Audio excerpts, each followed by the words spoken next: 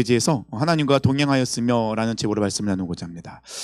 우리가 지난주에는 이남전대 헌신 예배를 드렸고 그 전주에 말씀 혹시 생각나십니까? 너무 오래됐죠.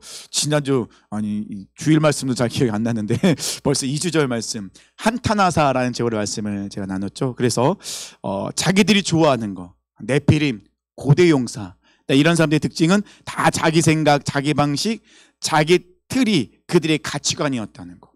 하나님이 그들 가운데 없다는 것이죠. 그래서 자존심을 지키려고 하나님을 한탄하게 할 수 없었고 내 만족을 위해서 하나님을 한탄하게 할 수 없다라고 우리가 이제 말씀을 나눴었습니다. 자, 오늘 말씀은 그렇게 하나님이 한탄하시는 중에도 우리 8절 말씀 보니까 그러나 이런 하나님이 한탄하시는 일이 있었으나 그 가운데도 노아는 여호와께 은혜를 입었더라 라고 8절이 말씀하고 있습니다. 그리고는 이제 노아의 족보가 시작됩니다. 자, 족보가 나왔다는 것은 하나님께서 큰 무슨 일을 행하고 계시다는 거예요. 그래서 그 족보를 통해 다시 한번 이 하나님의 일하심이 흘러가게 만드신다는 거죠. 족보가 나와 있지만 솔직히 딱 노아와 세 아들의 이름만 나와요. 왜냐면 이 노아와 그 아내 그리고 아들 3명과 3명의 자부 총 8명만 이제 구원을 받게 되죠. 그들을 통해 다시 인류가 이제 뻗어나가기 시작하는 그런 상황에 놓여 있다는 것입니다. 자, 그래서 하나님께서 이 노아를 말씀하실 때 뭐라고 말씀하십니까? 이것이 노아의 족보니라. 노아는 의인이요 당대의 완전한 자라. 자, 하나님께서는 이 노아를 뭐라고 말씀하고 계십니까? 의인이고 완전한 자라. 하나님은 사람들이 관영함을 보는데 사람들이 번성함을 보는데 하지만 그 사람들이 번성할수록 점점점 죄악도 더 관영하고 있습니다. 하나님을 대적하는 일들이 계속해서 일어나고 있죠.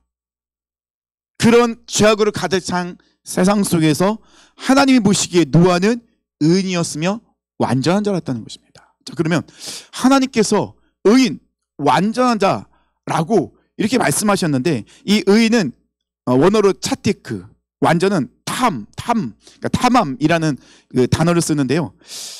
흠과 티가 즉 죄가 전혀 없는 상태, 도덕적으로 완벽한 상태를 말하는 게 아닙니다. 여기서 말씀하는 이 차티크와 탐함은 막 죄가 하나도 없는 그런 상태를 이야기하는 것이 아니에요. 성경에서는 분명히 말씀하고 있습니다. 아담과 하와가 죄를 지은 이후로 로마서 3장 10절로 12절 말씀 보니까요. 기록된 바 의인은 없나니 하나도 없으며 깨닫는 자도 없고 하나님을 찾는 자도 없고 다 치우쳐 함께 무익하게 되고 선을 행하는 자도 없나니 하나도 없도다. 성경에 정확히 얘기합니다. 의인도 없고 완전한 자도 없다. 아무도 없다는 거예요. 그런 사람이 있을 수가 없다.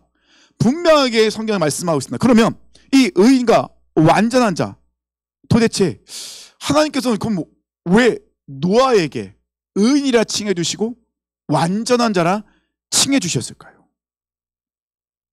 그가 도대체 어떻게 했길래 그가 어떤 모습이었길래 하나님께서 그 세상 속에서 딱 노아를 찝어서 노아는 완전한 자고 의인이다 라고 이렇게 하나님이 그를 칭해 주셨을까요? 그것은 바로 뒷절에 나오죠. 의인이요 당대의 완전한 자라 그는 하나님과 동행하였으며. 이게 이제 키포인트라는 거예요. 우리는 의인이 될 수 없어요. 예수님 이외에는 이 온 인류의 의인은 아무도 없습니다. 모든 사람 다 죄인입니다. 모든 사람이 죄를 범하였음에 하나님의 영광에 이르지 못하더니 죄의 삭은 사망이라고 얘기했습니다. 너무 분명해요. 성경에 정말 분명하게 기록되어 있어요. 진리입니다. 그런데 하나님께서는 이 노아를 볼 때 의인이라 칭해 주셨어요. 노아가 죄가 없는 사람이어서 의인이 아니라 아무 죄도 안 짓는 사람이어서 완전한 자가 아니라 하나님이 보시기에 노아를 의인이라 칭해 주셨다는 거예요. 그럼 하나님은 왜 그를 의인이라 칭해 주셨을까? 그거는 그가 하나님과 동행했다는 겁니다. 그러면 하나님과 동행했다 또 한 명이 있었죠. 누구였죠? 예, 에녹이었습니다. 노아의 조상 에녹. 에녹도 하나님과 동행함으로 결국은 하나님이 에녹을 어떻게 하죠? 데려갔습니다. 자, 그러면 동행. 그럼 노아가 이 동행했다는 것은 어떤 삶을 살았을까? 우리가 알아볼 필요가 있죠. 이 동행에 쓰여진, 그러니까 에녹이 하나님과 동행했다와 노아가 하나님과 동행할 때의 동행은 똑같은 단어를 쓰고 있어요. 히브리어로 할라크라는 단어를 씁니다. 이 할라크는요, 걷다, 같이 걷다 라는 의미도 있고 삶의 방식을 따르다라는 뜻이 있어요. 자, 그러면 이 원어적으로 볼 때 이 노아가 에녹이 우리 하나님과 동행했다는 것은요, 하나님이 원하신 삶의 원리, 기준, 뜻대로 그렇게 살아갔다는 거예요. 마치 부부가 한 몸이 되는 것처럼 이 노아도 에녹도 하나님께 어떻게 딱 달라붙어 있었다는 거예요. 그래서 아주 친밀한 교제를 나누는 거예요. 자, 교제를 나눈다는 건 뭐죠? 하나님의 뜻을 노아는 알고, 그리고 노아는 하나님을 알고 있었고 하나님도 노아를 서로 알고 있습니다. 그래서 알다라는 그 단어가 이 야다라는 단어, 히브리어는 야다라는 단어 쓰고요, 헬라어는 기노스크라는 단어 쓰고 있습니다. 근데 이 야다는요, 지식적인 알을 이야기하는 것이 아닙니다. 이 야다는요, 부부가 서로 친밀함을 유지하는 그 알미예요. 경험적으로 알아가는 것. 우리가 지식적으로 아는 것은요, 뭘 얘기하냐면요, 저는 세종대왕을 알아요. 어떻게 알 수 있죠? 역사책을 공부해서 세종대왕을 알아요. 하지만 세종대왕은 저를 몰라요.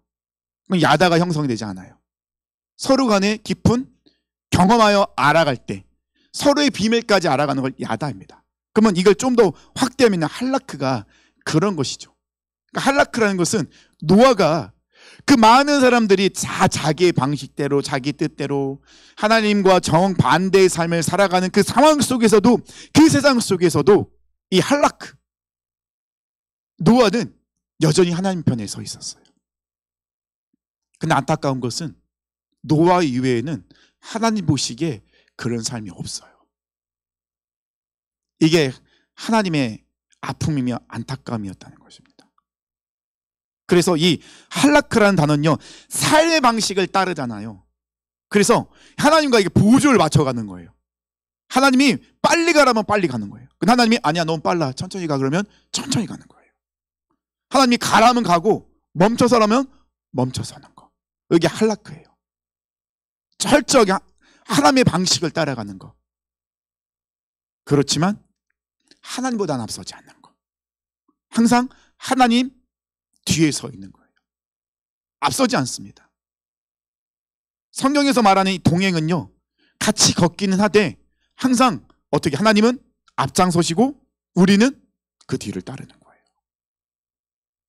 그게 동행이라는 것입니다. 우리 주님과 동행하는 것도, 우리 교회도 그런 의미를 두고 우리가 계속 예배를 드리고 말씀을 듣고 또 성경을 읽고 기도하고 있다는 것이죠. 근데 말이 절대 쉽진 않잖아요. 하나님이 말씀하실 때까지 기다리기가 어렵긴 해요. 막 엉덩이가 들썩들썩하죠. 빨리 움직여야 되는데 하나님이 말씀 안 하시니, 정말 가기 싫은데 자꾸 하나님이 가라고 해요. 와, 그 영혼을 품어내려는데 품기가 싫어요. 너무 어려워요. 그 영혼 만나면 막 가슴이 막 빵꾸가 나고 있거든요. 와, 사랑하는 거 알긴 아는데 품어내기가 너무 어려운 거예요. 근데 하나님이 품어내시래요. 가끔 속상해요. 왜 하나님 저만 품어야 되죠? 왜 쟤는 안 품는데 왜 저만 품어야 되죠? 와, 정말 힘들어요, 하나님. 와, 뻔뻔한 그 모습을 보면은 미치겠습니다, 하나님. 이런 마음이 올라올 때가 있습니다. 근데 이 할라크라는 단어는 하나님 뒤편 서 있기 때문에 어떻게 해요? 하나님이 말씀하신 대로 따라가야 돼요. 노아가 그런 삶을 살았다는 것입니다. 솔직히 우리는 지금 성경 말씀을 보고 있잖아요. 이 성경을 통해 하나님은 다 그걸 알려주셨어요. 기준도 알려주셨고요. 그런 삶을 살았던 우리 믿음의 선인들의 모습을 다 보여주고 있어요. 그들의 실패를, 그들이 왜 넘어졌는지, 아니 그리고 그들이 어떻게 다시 일어났는지, 그들이 어떻게 은혜를 주셨는지 우리는 성경을 통해 알고 있어요. 하지만 노아는 아무것도 없었어요. 그리고 이 노아 시대는요, 완전히 약육강식이잖아요. 힘이 능력이었어요. 권력이고 모든 거였어요. 그래서 힘 있는 사람은 힘 없는 사람을 다스렸습니다. 그런 시대에 노아가 살고 있었는데, 그런 상황 속에서 노아는 그들의 삶의 방식을 따르지 않는 거예요. 하나님과 동행했다는 것은요, 철저하게 노아는 하나님의 삶의 방식을 따르고 있는 거예요. 하나님이 말씀하신 대로. 하지만 앞장서지 않습니다. 항상 하나님 뒤편에 서 있어요. 그리고 하나님의 지시, 말씀을 기다리고 있죠. 이제 오늘 말씀 속에 다 끝까지 나가지 못하는데, 노아가 방주를 짓는 기간이 우리가 보통 학자들은 120년 이야기합니다. 너의 인생이 120년이 되리라 할 것은 120년을 얘기하는데, 하지만 우리 창세기 5장 32절 보면은 모세가 500세 때 셈과 함과 야벳을 낳거든요. 근데 홍수는요, 노아가 600세 때 홍수가 났단 말입니다. 그리고 노아가 이 하나님의 말씀을 들었을 때는 노아가 셈과 함과 야벳을 낳았을 때예요. 그러면 보통 우리가 그것을 연대를 따져보면 한 100년까지는 안 되는데 100여 년 정도. 그러니까 노아가 이 방주를 짓는 그 기간이 어마어마하게 길어요. 그때 한 900살씩 살 때니까 100년이면 그래 9분의 1 정도니까 살만하지 이렇게 얘기할 수 있겠지만, 사실 100년이라는 시간을 이 노아가 아무도 도와주지 않잖아요. 노아와 아들들이 어렸을 때는 노아와 아내 단 둘이 명이서 방주를 지었겠죠. 근데 방주 크기가 어마어마하잖아요. 동물들이 다 들어가야 되잖아요. 그러면 이게 얼마나 힘들었겠습니까? 나중에는 아들들이 장성하고 아들들이 결혼했을 때는 온 식구 8명이 이제 그 방주를 짓긴 했지만, 8명이서 이 방주를 짓는다는 것은 정말 어려운 일이었거든요. 또 아시기도 많이 들어보셨지만 이 방주는 굉장히 튼튼해요. 홍수, 물이 부딪혀도 깨지지 않을 정도로 단단하게 지어졌다는 것입니다. 하나님이 그렇게 설계를 하셨어요. 그러면 그 설계도대로 이 방주를 짓는 것이 결코 쉽진 않아요. 사람들이 얼마나 이 노아의 모습을 보면 미쳤다고 했을까요? 성경에는요, 이 당시까지만 해도 비가 내리지 않을 때였어요. 근데 지금 노아는 뭘 대비하고 있어요? 홍수를 대비하고 있는 거예요. 이게 뭐가 앞뒤가 안 맞는 거예요, 지금. 햇볕은 쨍쨍인데 비는 오지 않는데, 근데 홍수. 그래서 저는 한번 찾아봤어요. 이 당시에 이 사람들이 홍수라는 단어의 의미를 알고 있었을까? 왜냐하면 비바람이 몰아치지 않잖아요. 그러면 이게 홍수라는 개념을 이 사람이 알고 있었을까? 그래서 책도 찾아보고 챗 GPT에 물어봤죠. 제가 챗 GPT를 지금 교육시키고 있거든요. 당신은 신학자입니다. 그래서 제가 교육을 시키고 있거든요. 그래서 챗 GPT에 물어봤어요. 그 당시에, 노아 당시에 이 사람들이 홍수라는 단어의 뜻을 알고 있었을까요? 이렇게 물어봤죠. 먼저 물어본 것은, 그러면 이 노아 시대에는 비가 내렸을까요? 이렇게 물어봤더니 이 대답을 뭐라 하냐면요, 정확하게는 알 수는 없지만 성경에 나와 있는 걸 볼 때는 비가 안 왔을 거로 추측합니다 라고 이렇게 대답을 하더라고요. 왜냐하면 챗 GPT는 전 세계 있는 모든 자료를 다 검색을 해서 찾아오는 거거든요. 그러면 그럴 수도 있겠다. 그러면 홍수라는 개념을 그 사람들이 알았을까라고 했을 때 정확하게 대답을 못 하더라고요. 근데 제가 볼 때는 이 홍수라는 개념, 이 단어, 사람들이 정말 가슴속 깊이 그걸 알고 있었을까요? 잘 몰랐을 것 같아요. 왜냐하면 비가 내리지 않기 때문에 홍수가 오거나 이런 큰일이 일어나지 않았을 것 같거든요. 그런데 지금 노아는 뭘 준비하고 있어요? 홍수를 준비하고 있는 거예요. 그러면 이 당시에 사람들이 노아를 볼 때는 약간 정신이 나간 사람처럼 보였을 것 같아요. 배를 짓는데 너무나도 큰 배를 짓는 거잖아요. 그러면서 100년 동안 100여 년을 방수 짓는데 가만히 있겠습니까? 노아가요? 이해하겠죠. 하나님께서 지금 홍수, 물로 우리를 심판하신다고 합니다.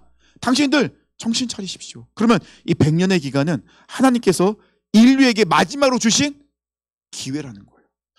심판은 무섭다고만 생각하지만 사실 하나님 우리에게 심판을 선포하신 거는요 뭐예요? 정신 차리라는 거예요. 우리 하나님은요 심판을 선포하시지만 돌이키면 심판을 취소하시는 분이세요. 하나님의 마음은 심판이 아니에요. 하나님의 마음은 뭐죠? 구원이에요. 우리에게 은혜를 주시고 사랑을 베푸신 것이 아버지의 마음인데 우리가 알아듣지 못하니 매를 대시는 거죠. 정신 차리라고. 그런데 돌이키면 잘했다.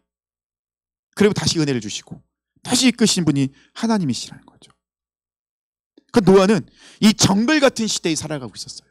얼마나 힘들었겠습니까? 그런데 노아는 그 상황 속에서 어떤 사람이었습니까? 세상의 삶을 따라가지 않았어요.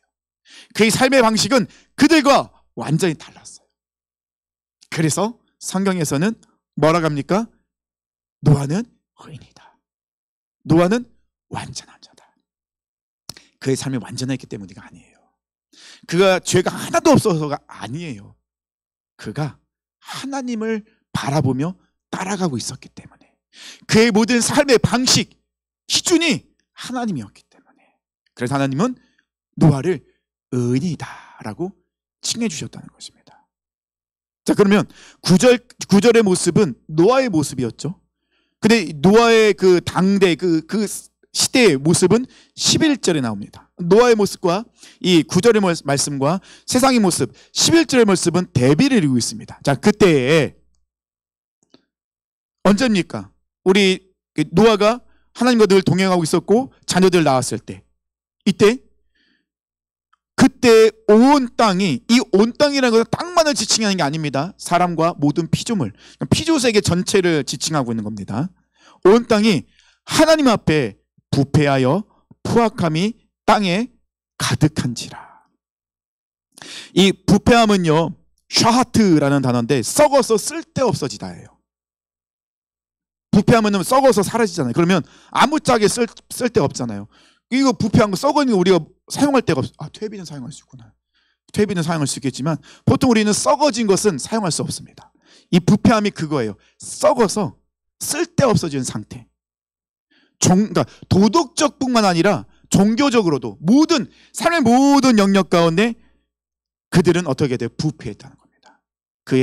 그들의 생각, 말, 인생, 그들의 모든 것은 다 부패해서 썩어서 하나님 보시기에 전혀 쓸모가 없는, 하나님께서 정말 싫어하시는 모습, 하나님께 굉장히 경멸하시는 모습, 그런 모습이 바로 그때의 모습이었습니다. 근데 이 부패함은요 그 앞에 뭐라고 나왔습니까? 이 부패함의 기준, 판단의 근거가 뭐라고요? 하나님 앞에라는 거예요. 이 앞에는 하나님의 면전, 하나님의 기준으로 볼 때, 하나님이 말씀하신 그 말씀으로 비춰볼 때 그들의 삶은 부패했다는 거예요. 완전히 썩었다는 것입니다. 근데 문제는 뭐냐면요, 부패했는데 그들이 자신의 삶이 부패했다는 걸 모르는 거예요. 거짓말 정말 잘하는 사람들의 특징이 뭔지 아세요? 자기가 거짓말하는 줄 몰라요. 사기꾼들의 특징은 그거잖아요. 자기가 사기를 칠 때 거짓말을 하는데 거짓말은 진짜로 인식을 하고 사기를 치는 거예요. 그래야 상대방을 속일 수 있으니까요. 거짓말하는 사람들은요 진짜 눈 하나 깜짝 안 하고 거짓말합니다. 자기가 거짓말하고 있는 것을 인지하지 않아요. 왜냐하면 그렇게 하면 걸리거든요. 그러니까 지금 이 노아 시대의 모든 사람의 특징은요 자기가 이제 부패했거든요. 하나님 앞에서 하나님의 말씀과 그 모든 게 기준에 완전히 썩어서 쓸모없었거든요. 근데 그들은 잘못을 알지 못해요. 그들의 상태를 알지 못해요. 왜 그랬을까요? 왜 그들은 하나님 앞에 그 모든 것이 부패하고 썩어서서 하나님께 싫어하실 만한 그런 모습인데 왜 그들은 그것을 알지 못했을까요? 다 똑같으니까요. 나도 너도 다 거짓말하고 있는 거예요. 거짓말하고 있는 거예요. 다 거짓말쟁이들인 거예요. 다 그렇게 살아가는 거예요. 그러니 이 사람들은 저 사람을 봐도 거짓말, 저 사람을 봐도 그냥 다 속이고 빼앗고, 이게 그들에게 삶의 방식인 거예요. 그러니 잘못됐다고 느껴지지가 않아요. 다 그렇게 사니 나도 그렇게 산다. 이것이 그 당시의 모습이었습니다. 창조주이시며 주인이신 하나님께서 세우신 이 창조 질서, 창조 목적, 기준 깡그리 무시되는 거예요. 아무도 따라가지 않습니다. 왜요? 딸면 나만 손해잖아요. 다 무시하고 자기가 하고 싶은 대로 살고 많은 것을 누리며 사는데 그렇게 살고 싶지 않은 거죠. 나도 똑같이 거짓말하고 빼앗고 폭력을 휘두르고 짓밟고 내가 그래서 누리는 거 당연한 모습이었다는 것입니다. 그들은 하나님을 조금도 두려워하지 않아요. 그들이 두려워하는 것은 뭐예요? 힘, 오로지 힘. 이거 나의 능력이고 나의 모든 것 되는 거예요. 그래서 이 하나님 앞에 부패한 그들의 모습이 어떤 모습으로 나타난다고요? 포악함으로 나타나는 거예요. 포악하다는 것은 난폭하고 잡아찢다라는 그 뜻이 있어요. 그러면 이들은 아주 잔인하고 폭력적이고 조금의 자비도 없어요. 이들이 그럴 수밖에 없었던 것은 이 노아의 모습과 비교해도 본다면요, 노아는 늘 어디에 서 있어요? 하나님 앞에.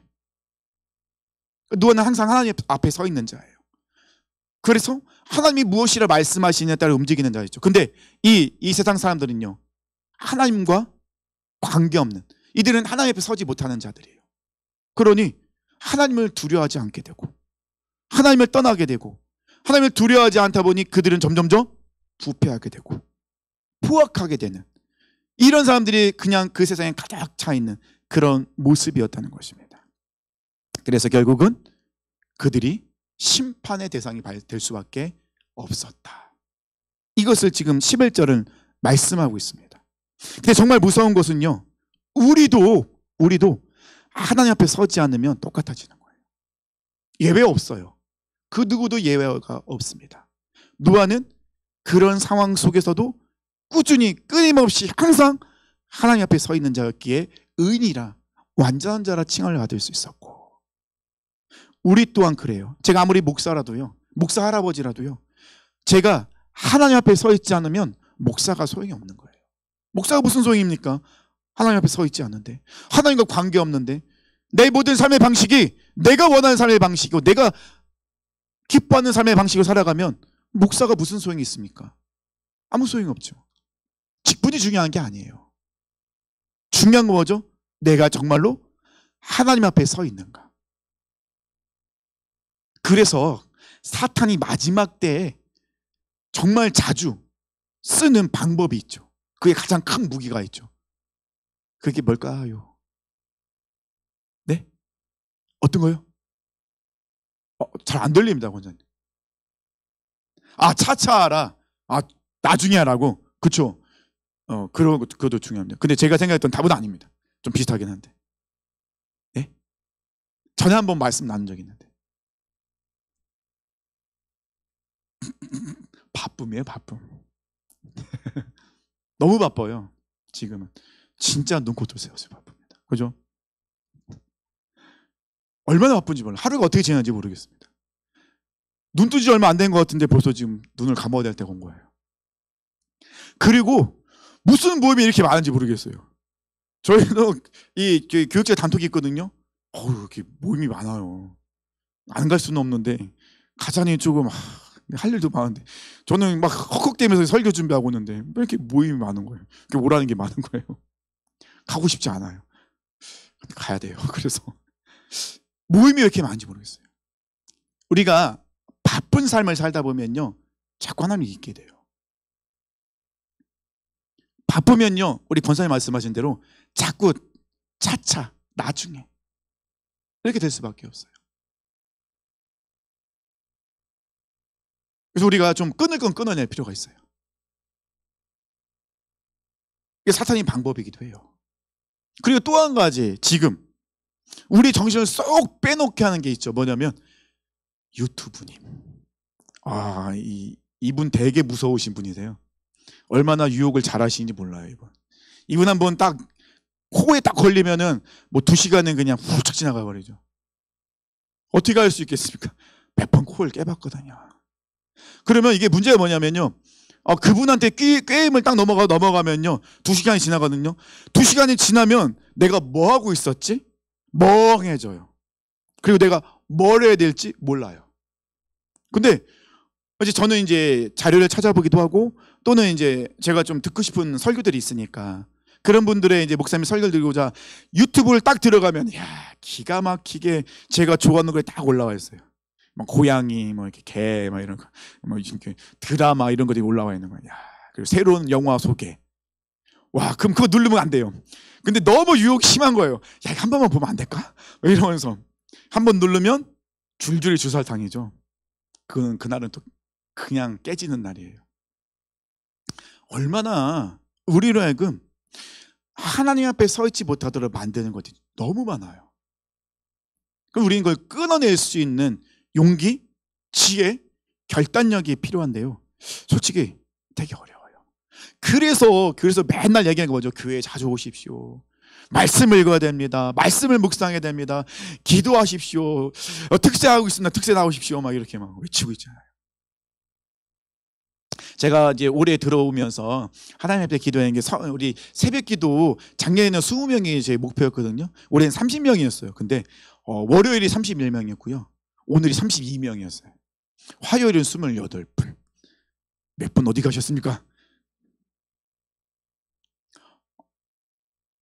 계속해서 그렇게 잔소리를 할 수밖에 없어요. 저에게도 잔소리이기도 해요. 자꾸 하나님 앞에 나오자는 거예요.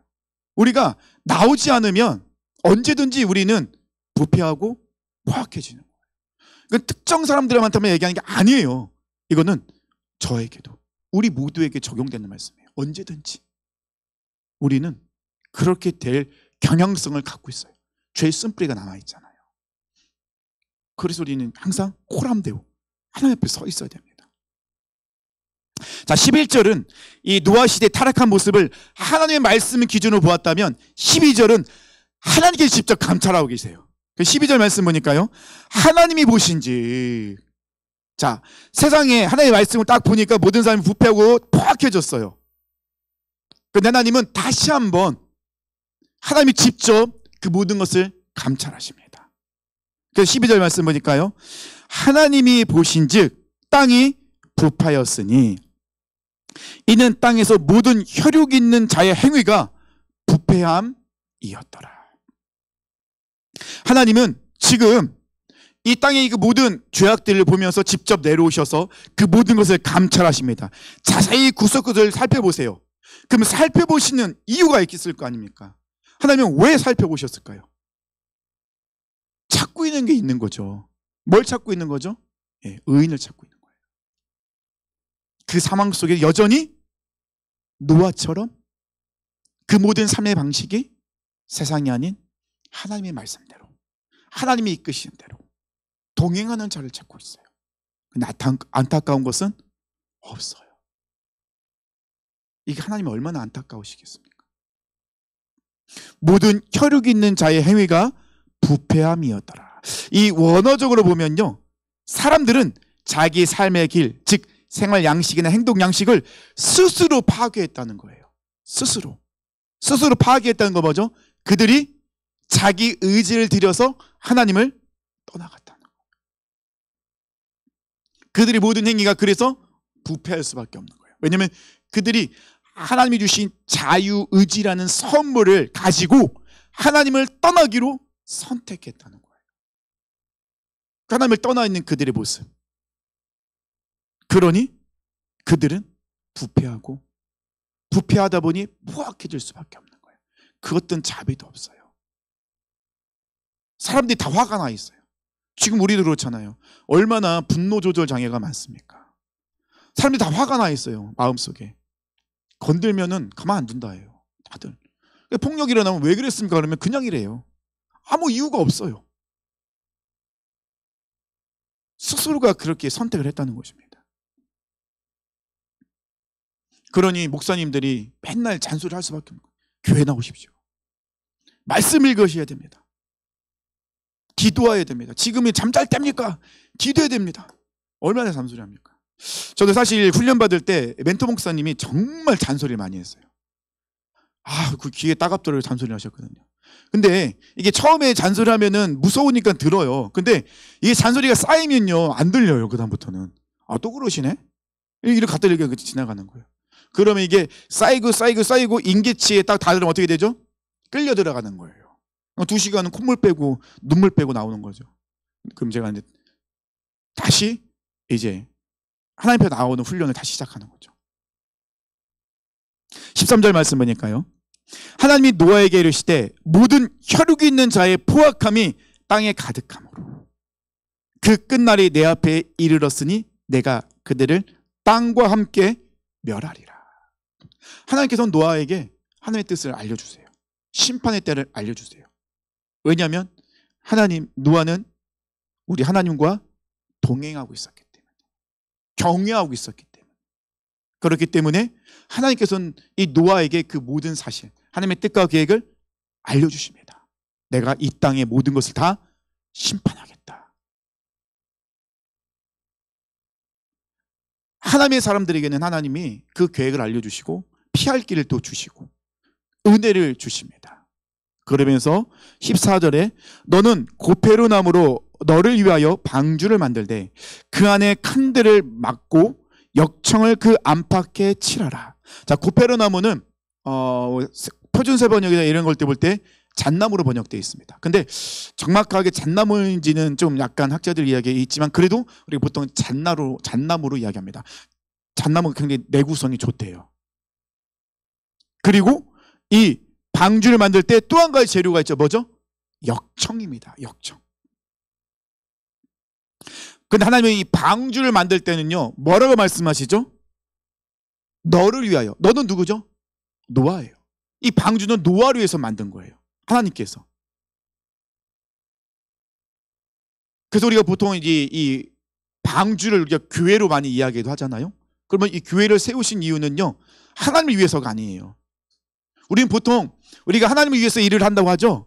근데 사실 면밀히 따져보면요 그거는요 결국 나를 위한 거예요. 우리가 하나님 앞에 나아갈 때, 우리가 하나님에 헌신할 때, 우리가 기도할 때 하나님은 하나님을 위해서 하는 것이 아니라 결국은 그걸 통해 우리가 하나님께 가까이 가야 되고, 그러므로 인하여 우리의 삶은 하나님께서 인도하시는, 복을 주시는, 우리에게 힘을 주시는, 능력을 주시는, 그러면 이 모든 것을 하나님을 위한 것이기도 하지만 더 면밀히 따져보면 그것은 하나님은 우리를 위해서 제정하신 것들이라고. 방주도 똑같아요. 그 순전히 이 방주는요 노아를 위해서 만들라 하신 거예요.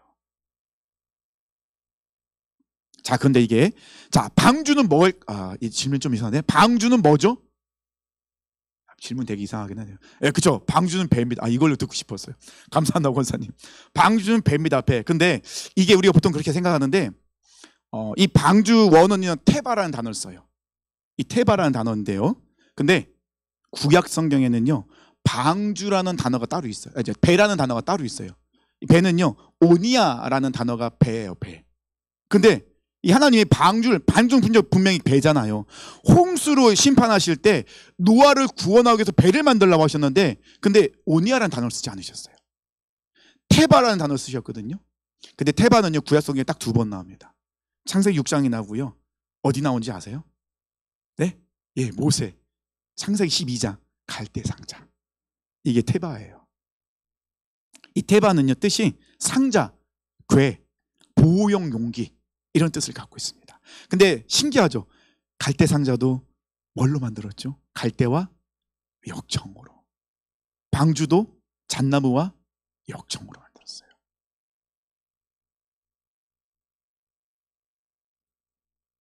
그리고 15절 16절에 보면요 하나님께서 이 방주의 설계도, 크기, 그리고 방주 어떻게 창을 어디다 내고 이런 걸 말씀하시거든요. 자, 근데 우리가 방주가 테바이긴 하지만 이 보호용 그런 용기이긴 하지만 그러니까 아무리 그래도 이 방주는 물 위에 떠 있어야 되는 뭐죠? 배란 말입니다. 근데 하나님께서 배의 설계도와 배를 만드는 방법을 알려주셨는데 배에 필요한 3가지가 없어요. 이 방주에는요 뭐가 없을까요? 예, 돛이 없어요. 그 다음 또 뭐가 없죠? 예? 왜? 노가 없어요. 그 다음에는요 그게 돛, 그 다음에 노, 그 다음에는요 키가 없어요. 세 가지가 없어요. 세 가지가 없으면 이건 저기 우리 최토 집사님이 배라고 할 수 있을까요? 아, 우리 해군이셔갖고 아니 배인데 돛이 없어요. 돛이 없다는 건 뭐죠? 바람을 이용할 수가 없는 거예요. 그죠? 노가 없어요. 추진력을 얻을 수가 없습니다. 키가 없어요. 방향을 조종할 수가 없어요. 방주가 이래요. 방주는요 그냥 하나님 손에 내어 맡기는 거예요. 이끄시는 대로. 갈대상자 그랬잖아요. 그 어머니가 갈대상자를 만들고 그 안에 못을 넣었습니다. 역청을 발랐습니다. 그리고 나일강에 띄웠어요. 그게 태바예요. 그 이 갈대상자는 어떻게 해요? 흘러 가는 거예요. 그러면 이 목적지는 엄마가 알았을까요? 몰랐을까요? 요게벳이 알았나요? 몰랐어요. 그러면 요게벳은 이 태바를 띄우면서 이 태바가, 이 아이가 바로의 공주에 갈 것이 상상을 했을까요? 상상 못했어요. 하나님께 내어 맡긴 거예요. 근데 이게 흘러 어디로 가죠? 공주, 바로의 공주에 가요. 누가 알았겠습니까? 돛도 없어요. 노도 없어요. 키도 없어요. 그런데 어디에 가요? 바로의 공주의 손에, 하나님 손에 맡겼더니 그렇게 흘러 가더라는 거예요. 방주도요 배긴 한데 이 방주는요 그 목적지는 누구만 알고 있어요? 하나님만 알고 있어요. 이 방주를 누가 이끌고 가고 계신 거예요? 하나님이 이끌고 가고 계신 거예요. 노아 시대의 세상은요 다 자기가 목적지를 정해요. 그래서 돛을 펴고 바람을 이용하고 노를 젓고 키로 조종을 하고 있어요. 나는 여기로 갈 거야. 나의 목표는 이거야. 나는 여기까지 갈 거야. 이게 그 당시 사람들의 모습이었어요. 근데 방주는요 아무것도 없어요. 하나님이 이끄시는 대로 가는 거예요. 이게 방주의 모습입니다. 이게 교회의 모습이고 우리의 인생이에요. 사랑하는 성도님들, 자꾸 돛을 대고 하지 마세요. 열심히 노를 지어서 자꾸 엉뚱한 데 가지 마세요. 하나님은 왼쪽 거라는데 나는 키를 자꾸 오른쪽으로 돌리고 있어요. 야, 이게 우리의 모습이기도 해요. 방주는 그게 없다니까요. 오로지 하나님께 모든 걸 내어 맡기는 게, 이것이 바로 방주의 모습이었습니다. 목적지 하나님만 알고 계세요. 내가 자꾸 돛을 세우고 노를 젓고 있으면, 키를 조정하면요 멀어져요. 우리 인생은요, 우리 특히 크리스찬 인생은요 속도보다 방향이 중요하잖아요. 근데 이 방향 우리가 알아요? 몰라요. 우리는 지금 밖에 나가면 무슨 일이 날지 어떻게 모르잖아요. 근데 우리는 끊임없이 내 인생의 키를 내가 잡고 얼마나 노를 많이 쳤는지 몰라요. 물질이라는 바람, 건강이라는 바람, 자식이라는 바람, 직장이라는 바람, 얼마나 그것을 기대고 있습니까? 바람아 불어다오. 많이 있으면은 큰 태풍이 불어서 내가 원하는 목적지에 도착할까 생각하죠? 아니에요. 그렇지 않습니다. 그 배는 깨지고 부서져요. 그러면 방주가 그렇게 튼튼할 수 있었던 것은 돛도 없고 키도 없고 노도 없었기 때문에, 하나님이 이끄셨기 때문에. 근데 그 안에 있던 노아로서는 되게 답답하죠. 이게 도대체 어디로 가는 걸까? 과연 이곳에 있으면은 정말 살 수 있을까?